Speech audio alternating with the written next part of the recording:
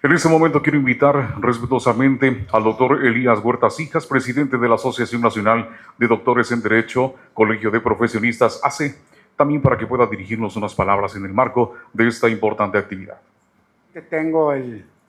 privilegio y el honor de hacer uso de la palabra ante ustedes.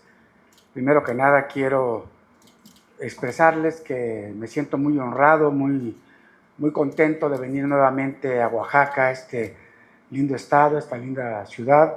que siempre me ha recibido con una gran hospitalidad, con los brazos abiertos y con muchos de ustedes que he podido formar y hacer crecer una sincera amistad. Me da mucho gusto encontrarme aquí nuevamente con mis amigos Óscar Jarquín, expresidente de nuestro colegio oaxaqueño de doctores en Derecho, con Jorge Jiménez, con los que a través de los últimos años hemos venido forjando una relación en beneficio del cumplimiento del Estado de Derecho en Oaxaca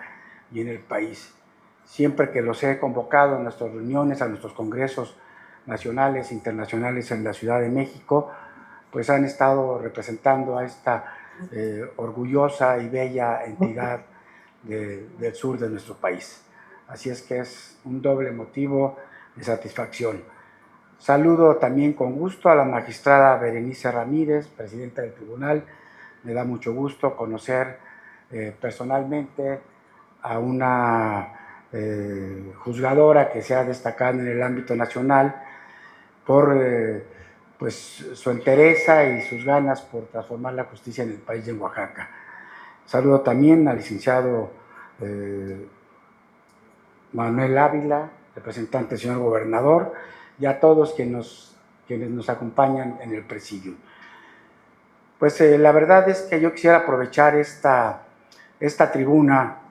para hacer algunas reflexiones en torno a la importancia que tiene para nosotros los abogados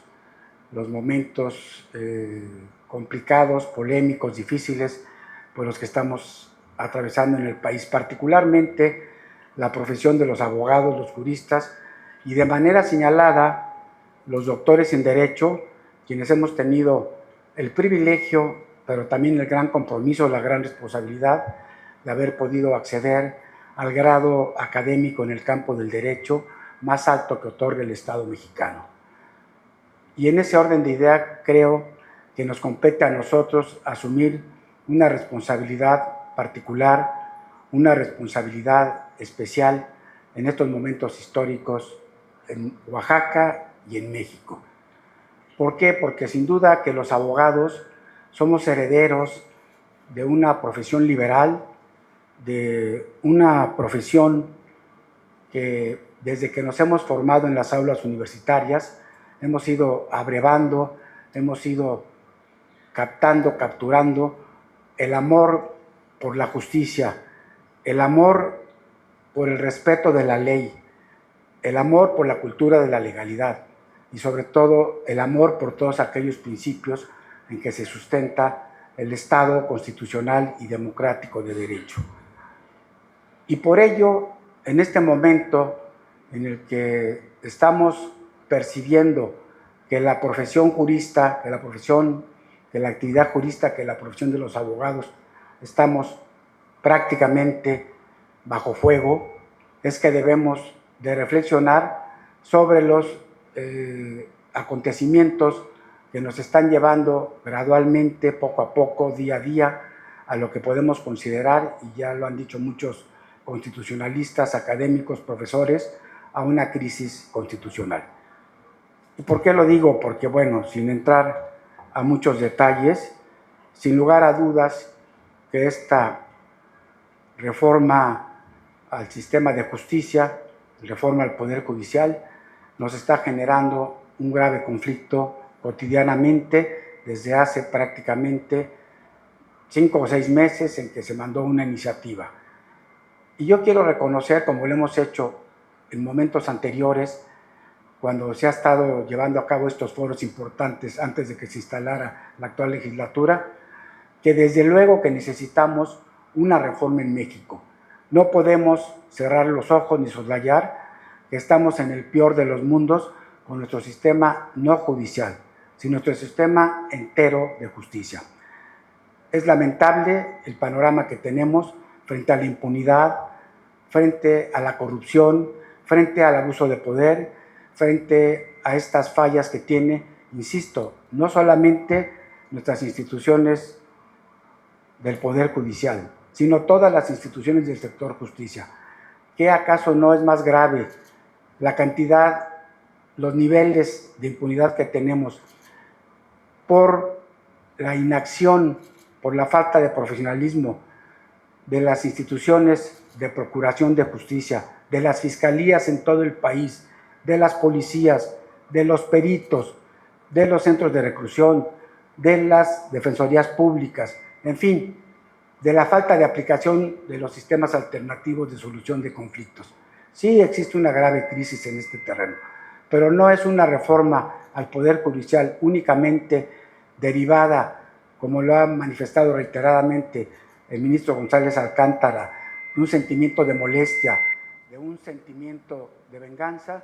que tenemos que enfrentar una reforma profunda, insisto, en el sector justicia, que hay que llevar adelante. Por ello nos parece de la mayor preocupación que se estén desapareciendo prácticamente al Poder Judicial de la Federación y gradualmente transformando de esta manera, acabando o tratando de acabar con la autonomía del Poder Judicial, tanto federal como locales, de la independencia judicial como uno de los principales elementos de nuestro Estado de Derecho contemporáneo, y que no podamos, cuando menos los abogados libres, alzar la voz. Porque me parece que lo menos que podemos hacer los abogados, los doctores en Derecho, los profesores, todos los juristas, desde la trinchera en la que nos encontremos, es que cada vez que se esté violentando el Estado de Derecho, la división de poderes, la autonomía y la independencia judicial, lo menos que podemos hacer es levantar la voz. Es cuando menos no quedarnos callados. Es ejercer una especie de Contraloría Social para que denunciemos las cuestiones que nos están afectando en este terreno. Porque sin lugar a dudas, así lo creo yo, es que la sumisión a las autoridades frente a los abusos de poder se traducen en una acción muy grave, como es la pérdida de la libertad, la pérdida de la dignidad. Por eso creo yo que, siguiendo con este pensamiento que a mí siempre se me ha quedado grabado de Martin Luther King, cuando estaban en plena lucha por los derechos humanos, por la defensa de los derechos civiles y políticos de los afroamericanos en Estados Unidos, dijo con toda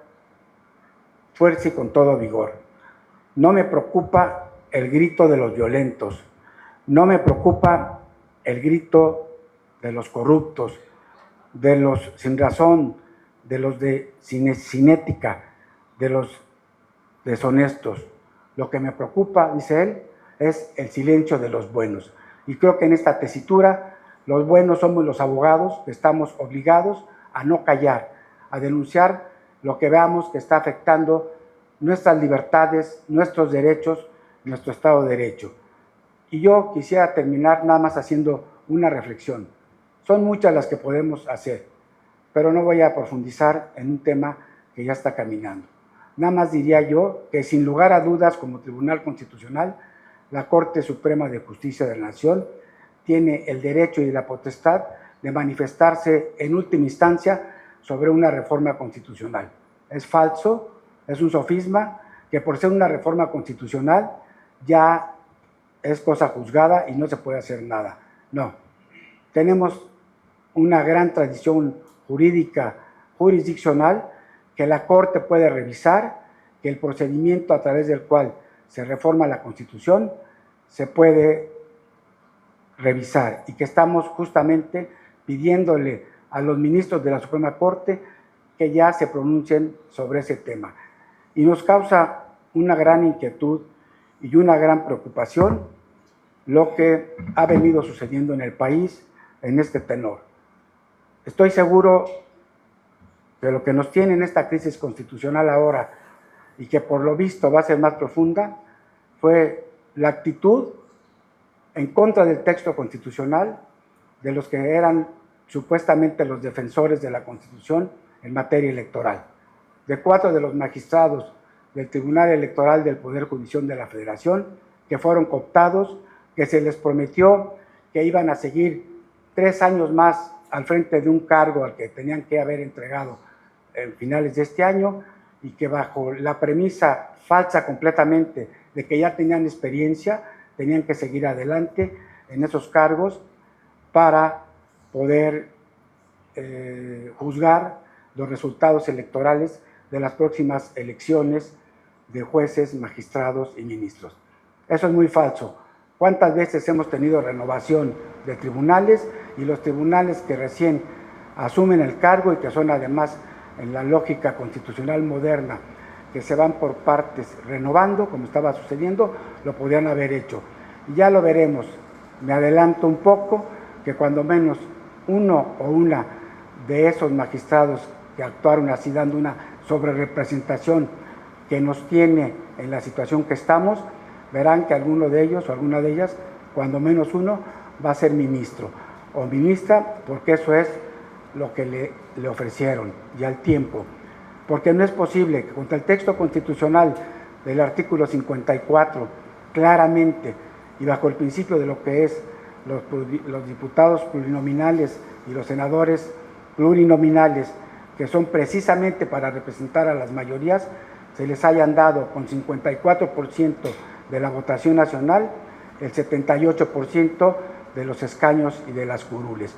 Y esto es lo que nos está llevando a esta crisis constitucional.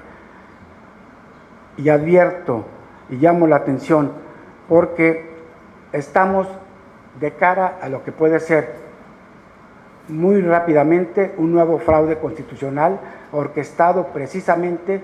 desde esos 4 magistrados del Tribunal Electoral del Poder Judicial de la Federación. Porque ya frente a las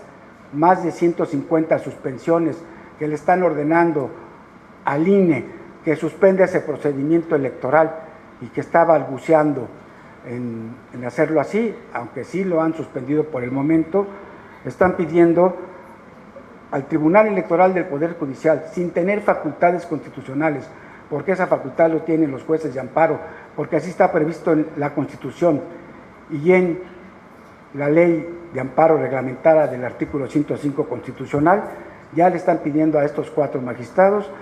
que desestimen las suspensiones que han dictado los jueces, insisto, en el acatamiento de sus funciones constitucionales. Están queriendo que estas suspensiones las pueda revocar el Tribunal Electoral, que no tiene atribuciones para eso, y que sería una violación nuevamente flagrante y grave de derechos humanos, porque el Tribunal Electoral justamente lo que vela es que se respeten los derechos político-electorales de los ciudadanos, pero no los derechos humanos en general de los ciudadanos y de todos los que vivimos en este hermoso país que es México. Así es que debemos estar alerta los abogados, debemos denunciar este hecho y esperemos que no se dé un nuevo acto violatorio de la Constitución por tratar de beneficiar a una mayoría artificiosa que hay en el Congreso de la Unión. Por ello, yo los invito, los exhorto a ustedes, colegas doctores en Derecho, con este nuevo relevo del compañero del doctor en Derecho, Efraín Meraz, joven con su directiva joven, que velen porque se respete en nuestro país el Estado de Derecho. A lo menos que podemos aspirar, nosotros los abogados, es a vivir en el marco de libertades, de igualdad, de derecho a la propiedad privada, como lo hemos hecho durante las últimas, cuando menos, 5 décadas, ya que se respeten las instituciones que nos hemos dado con mucho esfuerzo, con sangre, sudor y lágrimas, cuando menos 3 o 4 generaciones de mexicanos, sobre todo en materia de transparencia y de respeto a los derechos humanos. Finalmente, concluyo este mensaje reiterando mi gratitud al doctor Meraz porque me haya dado la oportunidad de venir nuevamente a esta hermosa tierra, a saludarlos, a tener contacto con este paisaje hermoso, cultural y además lindo que es en sentimientos y en espíritu el pueblo de Oaxaca, y decir y desde aquí exhortar a los ministros de la Corte que por favor de una vez por todas decidan si se violó en el procedimiento de reforma constitucional, porque ya hay precedentes y porque lo pueden hacer.